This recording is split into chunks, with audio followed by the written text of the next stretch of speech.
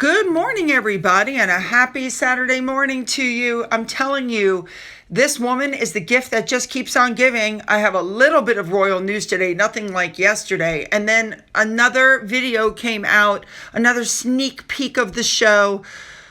Let's jump in and cover it, shall we? Let's go. We're going to start off with the Duke of Gloucester. He's been very busy. He went to visit the Veterans Housing Scotland in Edinburgh on February 26th. He was super busy on that day. First of all, he met two of their longest standing, I guess you call them volunteers. He visited the site of a tree that had been planted by his grandparents, King George V and Queen Mary, in 1923. There's only a plaque there now because the tree, unfortunately, was destroyed by weather. How sad that the tree isn't standing anymore. And also, as the Grand Prior of the Order of the Hospital of St. John of Jerusalem, they held an installation of a Mr. Simon McIntosh as Prior of the Priory of Scotland. I have to tell you, I love these events that have the robes and all the ceremony. I think it's really cool. And finally, as the patron-in-chief, he visited the Scottish Veterans Residence at Whiteford House, also in Edinburgh, and you can see some portraits on the wall behind him, including his parents. Wonderful. Good for him. You guys know how much I like him. All right, let's move on. Next up, on February 27th, Queen Camilla had a meeting with the Chief Constable of the Wiltshire Police, the CEO of some charities, and she heard from 27 members of the community on work they're doing to tackle domestic abuse. We know that Queen Camilla is very passionate about ending violence against women and girls. Fabulous. Let's move on. All right, next up we have King Charles. Stick with me here. First, he received Sanja Stiglic, who is ambassador from the Republic of Slovenia, Goran Alesic, the ambassador from the Republic of Serbia, and finally, Paul Wage, ambassador from the Kingdom of the Netherlands. All of these audiences took place on February 27th at Buckingham Palace.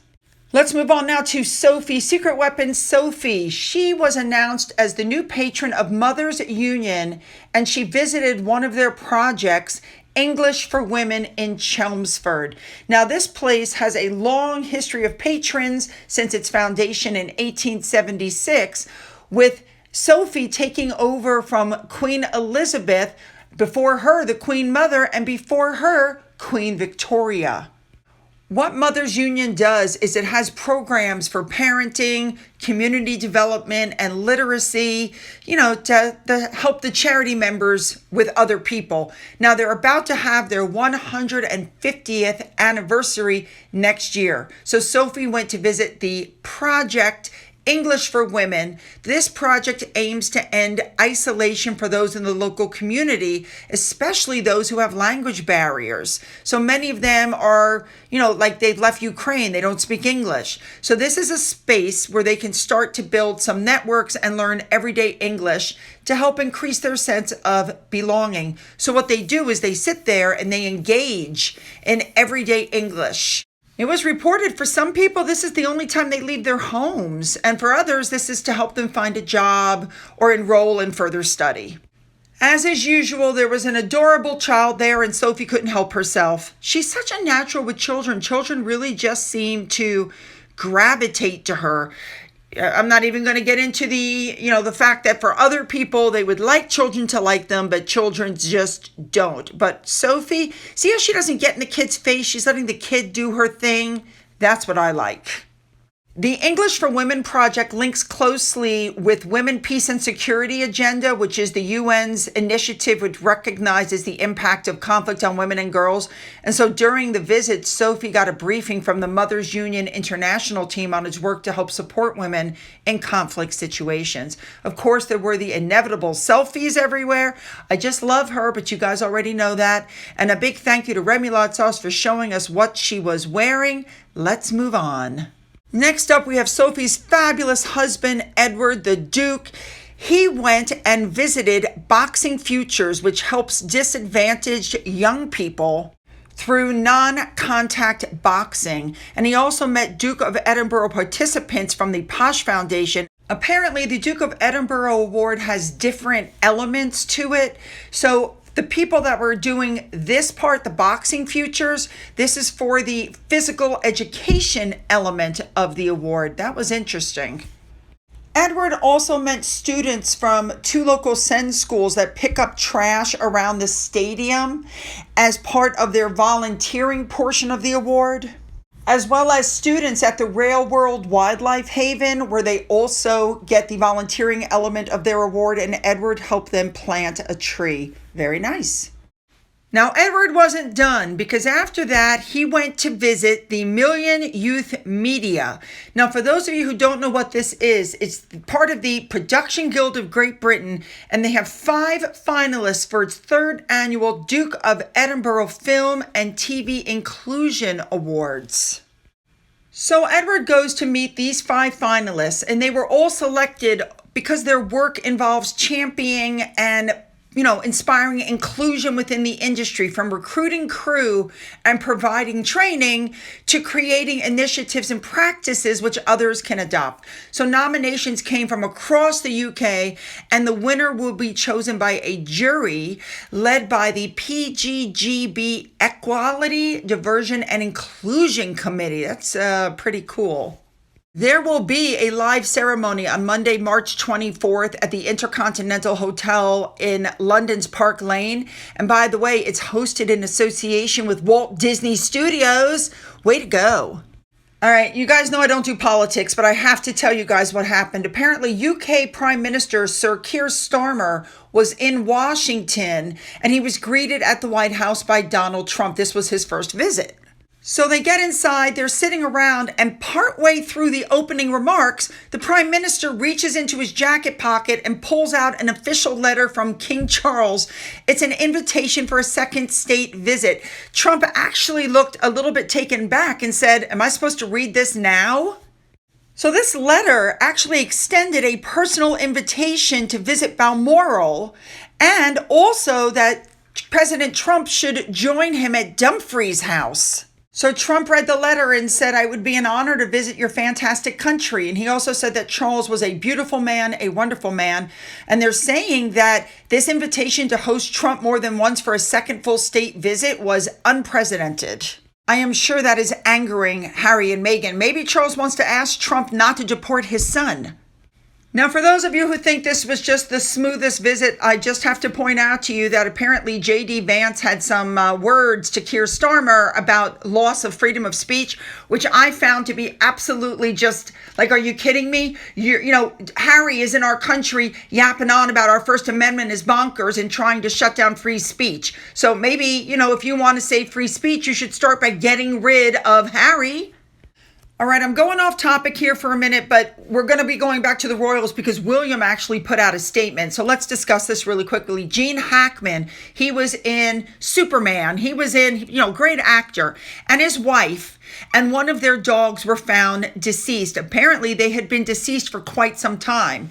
Mr. Hackman was in the entryway of his house. He's 95. His wife, who was only 65, was lying on her right side in the bathroom, and there was a space heater next to her, and it may have fallen, they said, when she dropped to the floor. Now, I said, this is very suspicious, and everybody said, oh, it was carbon monoxide, it was gas leak. They're saying now that actually, no, it was not carbon monoxide. Here's the scenario. I just can't get over this. Apparently, the ceiling space heater fell, struck Miss Hackman in the bathroom while she was getting her meds because the pills were all over the floor, and the space heater was found near her head. The dog then ate some of the pills on the floor. He wandered into an open closet and was found deceased in the closet. Mr. Hackman was found off the kitchen, also on the floor. The door was open, but they don't know if he opened it or somebody else opened it. His sunglasses were near him where, they fell off of his head when he fell. Now with that, one of my subscribers wrote to me and suggested that possibly Mr. Hackman had some sort of dementia, and that after his wife fell and passed away, he wandered around for a while in the house before he finally fell and died. We're going to know more soon. It's a very sad situation, but I knew it wasn't carbon monoxide.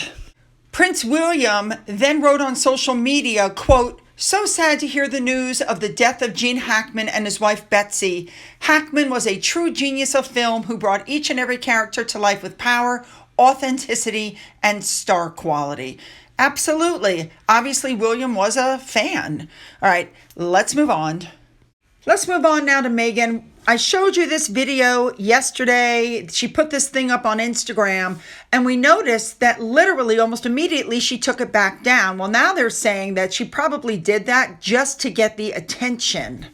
When the videos were compared side by side, there was absolutely no difference in them. None whatsoever. So people are going, she did it for attention. Now, it wasn't long after that, you guys, that the new Netflix trailer, a new sneak peek trailer, popped up. Now, I have to silence the music at the beginning due to copyright, but I want you to really pay attention when you're watching this video about the interaction between Megan and the chef. And tell me what you think of the interaction, okay? Here we go. FYI, due to copyright, I have removed their voices. Here we go.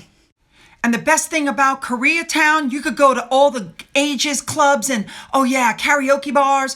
He says, I was part of the dance crews, all that stuff. You were? Yeah. No one talks about all the dances that were such a big deal. Not the actual dance, like the Roger Rabbit and the Kid in Play. Oh, it was just so much fun. Man, you and I are so similar. You and I are alike. We should have met a long time ago. Do you still listen to music when you're cooking? I do. I listen to a lot of lyrical hip hop, jazz, sometimes speed metal, death metal. No, you don't. What's speed metal? It's just like dark. That doesn't sound like the joy of cooking. Yeah, but we all have different sides to who we are. That's true. Multifaceted folks. That's what we are. Yeah, it's good for when you're butchering. So I cut these into squares, and then it goes into the music. Look what I made. Do you believe like I believe? The whole with love Megan thing. Here's my thought process. This show is dead on arrival. There was absolutely no chemistry between the two of them. She's putting stuff on a salad. He's the one doing all the cooking work over at the side. And as usual, Megan was unable to hold her face. A couple of times, she gave some looks that could kill. I was like, oh my God, I'm so glad I'm not him, because my goodness, she looks absolutely furious at him. I mean, look at the mask slip here. She's looking at this chef who's there to try to help her, get out of my kitchen. Now, in the meantime, Richard Osman from Pointless and the Guardian columnist Marina Hyde totally mocked the trailer of this show. They said it was farm-to-table bullcrap. That's the nice way of saying it. They said that this idea is cringeworthy, to find joy in every moment. She is a godhead. You're supposed to be a worshiper, which I completely agree. That's what she wants. She wants people to worship her. Now, they also laughed around and said that halfway through, this could be a brilliant satire or even be launched as a sitcom. They both said that the only way this show could be successful is that it would attract people wanting to hate watch it while hungover. God. They also both said that it is absolutely the last throw of the dice for Megan for her Netflix deals.